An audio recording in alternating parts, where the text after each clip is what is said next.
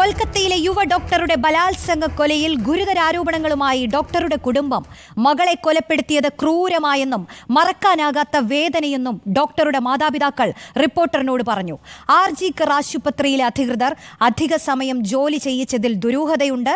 മകൾ ആത്മഹത്യ ചെയ്തതെന്നാണ് അധികൃതർ അറിയിച്ചത്. വേഗത്തിൽ പോസ്റ്റ്മോർട്ടം നടത്തി പോലീസിന്റെ കാലിൽ വീണപ്പോഴാണ് ഇടപെടലുണ്ടായതെന്നും ഡോക്ടറുടെ കുടുംബം റിപ്പോർട്ടറിനോട് പറഞ്ഞു. Reporter big breaking. കൊൽക്കത്തയിൽ വനിതാ ഡോക്ടർ ബലാത്സംഗത്തിനിരയായി കൊല്ലപ്പെട്ട സംഭവം വലിയ തോതിൽ രാജ്യത്താകെ ചർച്ച ചെയ്യുകയാണ്. ഇപ്പോൾ കൊൽക്കത്തയിൽ നിന്നും ഈ പെൺകുട്ടിയുടെ മരിച്ച വനിതാ ഡോക്ടറുടെ കുടുംബം അച്ഛനും അമ്മയും റിപ്പോർട്ടറിനോടൊപ്പം ചേരുകയാണ്. അവരോട് ഈ വിവരങ്ങൾ എന്തൊക്കെയാണ്, അവർക്ക് ഈ കേസിനെ സംബന്ധിച്ച് പറയാനുള്ള കാര്യങ്ങൾ എന്നിവ ചോദിച്ചറിയാം. दिया है वो तो वापस नहीं आएगा ना. जो भी सोचने का क्या है, हमें अभी सोचना है हमको जस्टिस मिले. थोड़ा हमको जो घाव है शरीर में उसका थोड़ा दिक्कत कमेगा और क्या होगा. हमको केस तो हम पहले दिन ही एफआईआर किया था.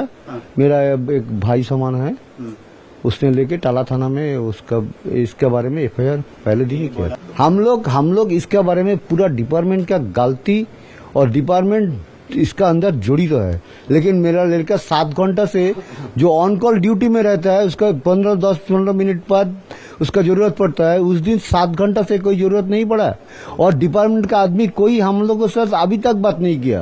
कॉल तो किया है, स्टेशन सुपर बोला है आपका लड़की सुसाइड कर दिया. अभी तो 9 तारीख को ये घटना घटी है. 10 तारीख को पूरा 9 तारीख को मेरा लड़की का तो जो अंत्येष्टि है वो हो गया. उसका बाद हम देख रहा था पुलिस क्या कर रहा है, देखा कि उसका बाद जाने का बाद ये लड़की ये तो पुलिस का पाँव में पड़ गया. या हमको देखने तो हमको देखा. उस टाइम में पिताजी है, माँ है, लड़की को नहीं देख रहा है. इसका क्या जलन है. आप देखा? बाद में देखा, 4 घंटा बाद देखा. 4 घंटा हमको और जो जिस टाइम में मॉर्ग में डेड बॉडी पोस्टमार्टम हुआ उस टाइम में इतना जल्दीबाजी था. ग्रीन करके हमारा मेरी लड़की का डेड बॉडी घर में ले आया. हम लोग उधर टाला थाना में पड़ा हुआ है. हम लोगों का जरूरत नहीं है. लड़की का बॉडी आ गया. कलकत्ता पुलिस से इन्वेस्टिगेशन नहीं कर रहा है. सीबीआई फर्स्टली ठीक से चलना नहीं रहा था, बल्कि तो सीबीआई को दिया है. अच्छा हमको अच्छा नहीं लगा. जो लोग किया है उसका बहुत लंबा हाथ है कि क्या है, उसलिए किया है. इतना आदमी जाके वो हॉस्पिटल का भांगचूर भी किया है.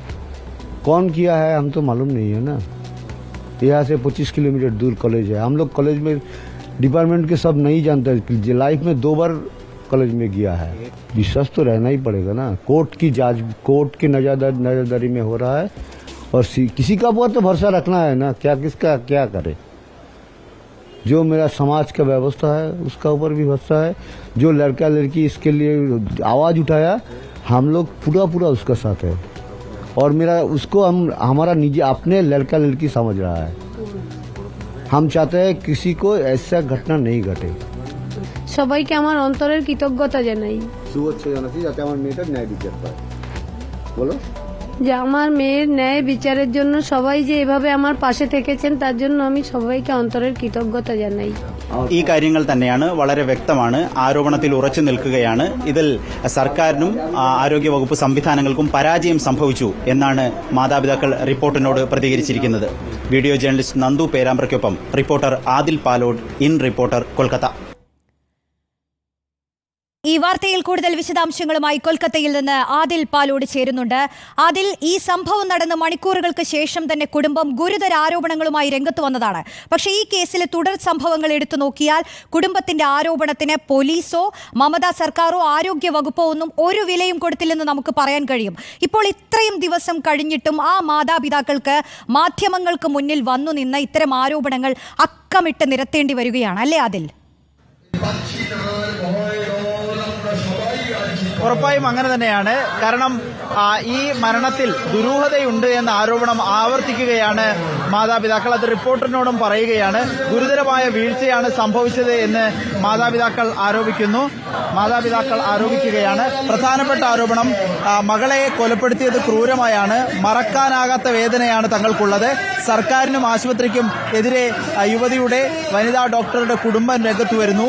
ആർജിക്കർ ആശുപത്രിക്ക് ഗുരുതര വീഴ്ചയുണ്ടായി. 7 മണിക്കൂറിന് ശേഷം, സാധാരണഗതിയിലുള്ള ഡ്യൂട്ടിക്ക് ശേഷം പിന്നെയും ജോലി ചെയ്യിപ്പിച്ചിട്ടുണ്ട്. അധിക സമയം ജോലി ചെയ്യിച്ചതിൽ ദുരൂഹതയുണ്ട് എന്നും ആശുപത്രി അധികൃതർ ഇതുവരെ നേരിട്ട് തങ്ങളോട് പ്രതികരിച്ചിട്ടില്ല എന്നുമാണ് മാതാപിതാക്കൾ പറയുന്നത്.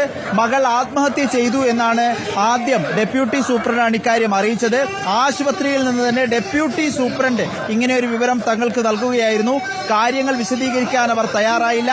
ആശുപത്രിയിലുള്ളവർക്ക് ഈ കൃത്യത്തിൽ പങ്കുണ്ട് എന്നും ഈ മാതാപിതാക്കൾ ആരോപിക്കുന്നുണ്ട്. വേഗത്തിൽ പോസ്റ്റ്മോർട്ടം നടത്തി, ബന്ധുക്കളില്ലാതെയാണ് പോസ്റ്റ്മോർട്ടം നടത്തിയത്.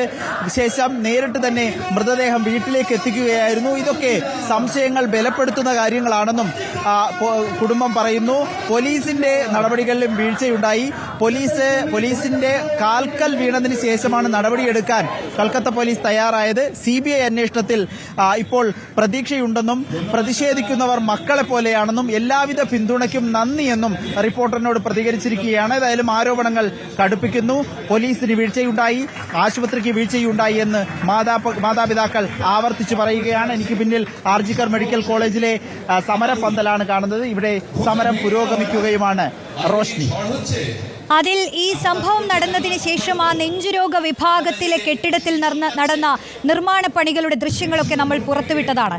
ഒരുപാട് ആരോപണങ്ങളാണ് ഇപ്പോൾ പോലീസിനെതിരെ തന്നെ നിൽക്കുന്നത്. ഈ കുടുംബം അത്തരം വിവരങ്ങളെക്കുറിച്ചൊക്കെ എന്തൊക്കെയാണ് പറയുന്നത്?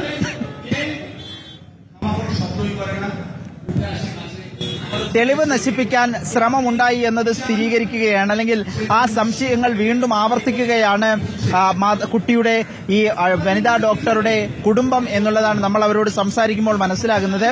പ്രധാനമായും ഈ കൃത്യം നടന്ന് മുഴുവനായി സീൽ ചെയ്ത് ഒരു സംരക്ഷണം ഒരുക്കേണ്ട സ്ഥലത്ത് അവിടെ സീൽ ചെയ്യാതിരിക്കുക, ഒപ്പം തൊട്ടടുത്ത് ഈ സെമിനാർ ഹാളിൽ കൃത്യം നടന്നതിന് തൊട്ടടുത്തുള്ള മുറികൾ നവീകരണത്തിനായി, അറ്റകുറ്റപ്പണികൾക്കായി നിർമ്മാണ തൊഴിലാളികൾക്ക് വിട്ടുകൊടുക്കുക, യഥേഷ്ടം നിർമ്മാണ തൊഴിലാളികൾക്ക് കടന്നുവരാനുള്ള സാഹചര്യം ഒരുക്കുക, തെളിവ് നശിപ്പിക്കാനുള്ള സാധ്യതകൾ തുറന്നിടുക എന്നതൊക്കെ സംഭവിച്ചു കഴിഞ്ഞതാണ്.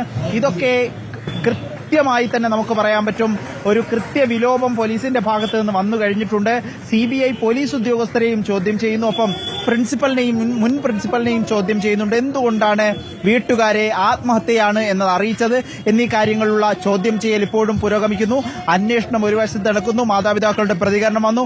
പ്രതിഷേധം നമുക്കിപ്പോൾ കാണാം. ഇപ്പോഴും ശക്തമായ പ്രതിഷേധം കൊൽക്കത്ത ആർജിക്കർ മെഡിക്കൽ കോളേജിന് മുന്നിൽ സമീപ പ്രദേശങ്ങളിലെ ആരോഗ്യ പ്രവർത്തകരടക്കം പങ്കുചേർന്നുകൊണ്ട് വിപുലമായ സമരപരിപാടികൾ ആസൂത്രണം ചെയ്യുകയും പ്രതിഷേധിക്കുകയും ചെയ്യുകയാണ് ഡോക്ടർമാരും നഴ്സുമാരും.